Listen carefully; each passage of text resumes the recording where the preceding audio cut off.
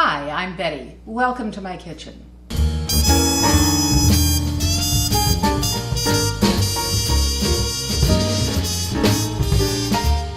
Flavored butters are a great way to add flavor to all sorts of things, from your morning toast, to your steak, to a piece of grilled fish or chicken. They're just a wonderful little thing to have on hand. And I'm going to show you two of my favorites today, but I'll give you some ideas for many more. The first one I'm going to make is an orange flavored butter. So I have here the grated zest of a large orange. And what I use to grate this with is my favorite microplane grater. These things are so handy. I use this a lot also if I'm grating, using garlic in something where I don't want chunks of garlic. It just really minces it without the effort of mincing. But the other ingredients for our butter are about a tablespoon of honey and about a quarter teaspoon or so of cinnamon. And these are really very simple to do. I have a stick of 4 ounces of sweet butter, that is unsalted butter, and I have that at room temperature, and you can see I can whip that very easily. So I don't have any chunks there. I'm just going to take my orange zest,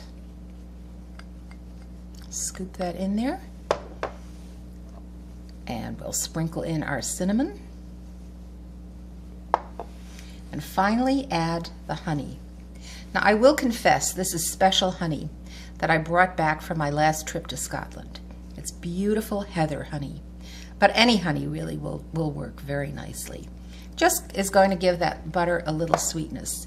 And you can imagine how good that's going to be on a slice of toast, or perhaps a biscuit or a scone. Really make it very nice. And all we have to do is whip that up. I think I'm going to switch to this spatula to get it really well mixed here. Flavored butters have been around a very long time. Perhaps the most famous, and I know certainly the one I heard of first, was the French, the Maître d'Hôtel butter, which has garlic and herbs in it, obviously used for savory purposes. Now, there we have that, and you think, well, that looks nice, but what are we going to do with it?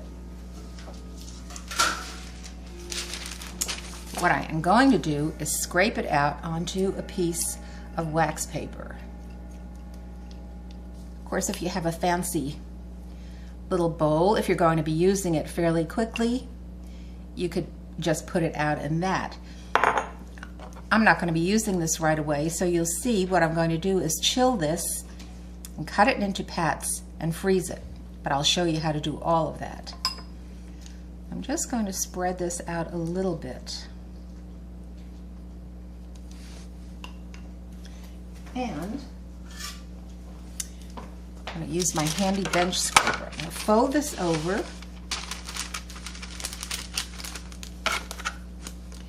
And I'm using a bench scraper. You could use a ruler, you could use a cookie sheet, whatever you have, and you can see it will roll into a nice, even log. Just ease that up a little bit.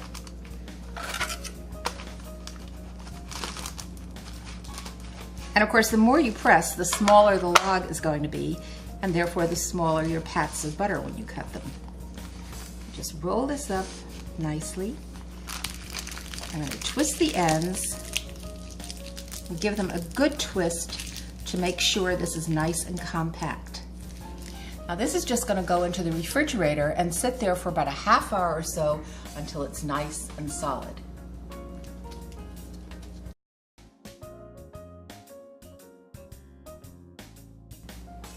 The second butter I want to share with you today is garlic butter. Most recipes you'll find call for simply grating raw garlic into the butter, and I find that a rather harsh taste. What I prefer to do is roast my garlic. Roasting garlic is really quite a simple process. You want to take a fairly large head of garlic and cut the top off so that most of the cloves are exposed. Then you simply drizzle it with a little olive oil. wrap it in a double layer of aluminum foil quite tightly.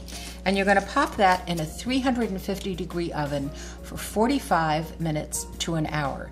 And you're going to know when it's done because you'll get this wonderful garlicky smell. And the garlic will be nice and soft.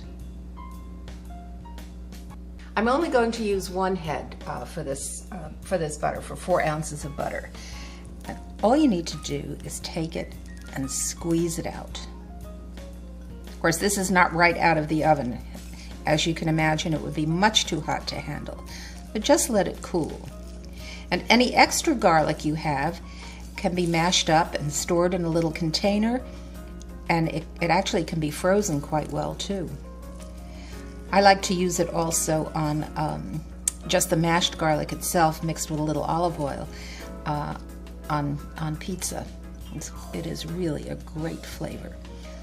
Just want to make sure I don't get any skin in there. There we are. It's a simple matter now to just take a fork and really mash this up. It's nice and soft, so it really is quite easy to do. And you can see there's really a nice paste forming there.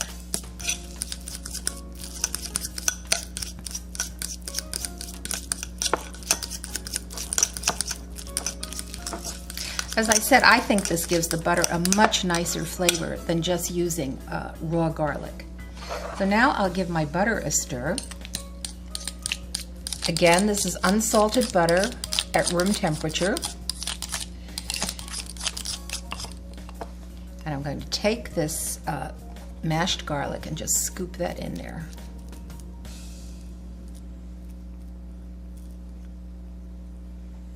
Oh, that has the most wonderful smell. Just give this a good stir.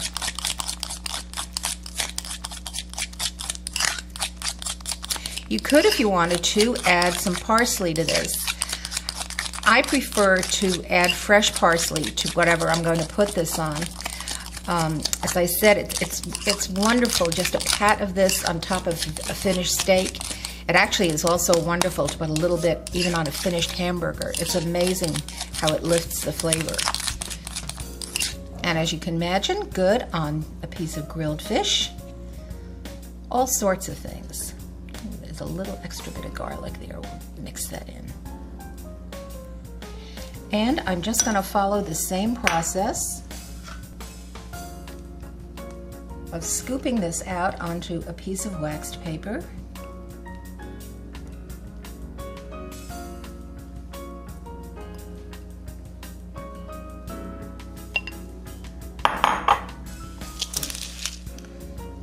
Just form that a little bit into a log.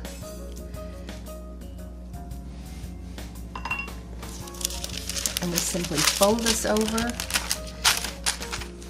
I'm going to use my bench scraper to form it into a log. And you can see lovely little pieces of garlic, but because it's roasted, a little chunk of garlic in this case isn't going to matter because it's nice and sweet. You're not going to get that harsh raw garlic taste. Again, I'll just roll this up. I want that a little tighter.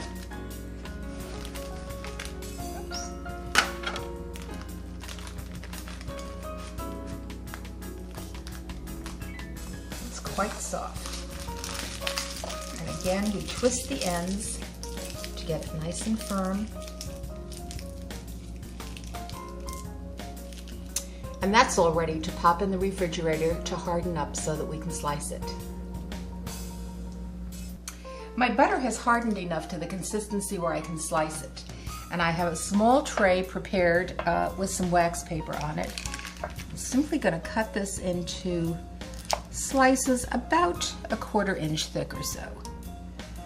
And that one's maybe a little thicker.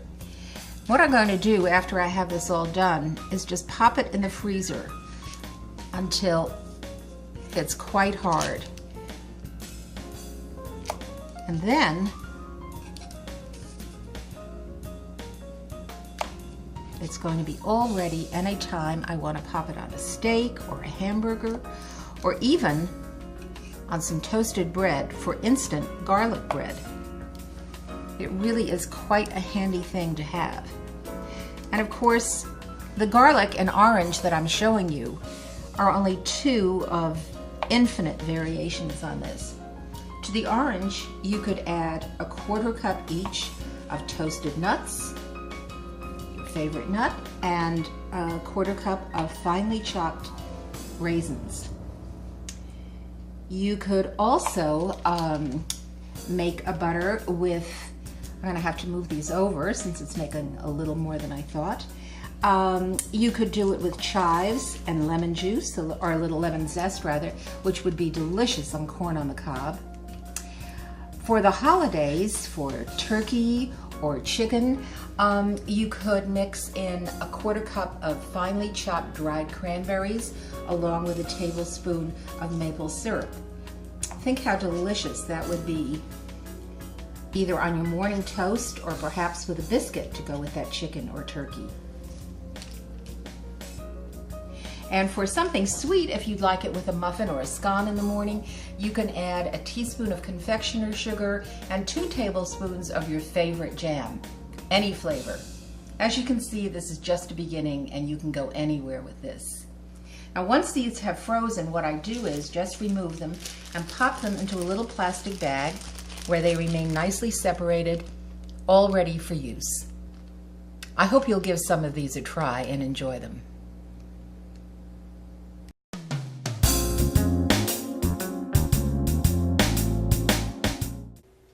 For additional recipes and information, please visit my website at bettyskitchenfare.com.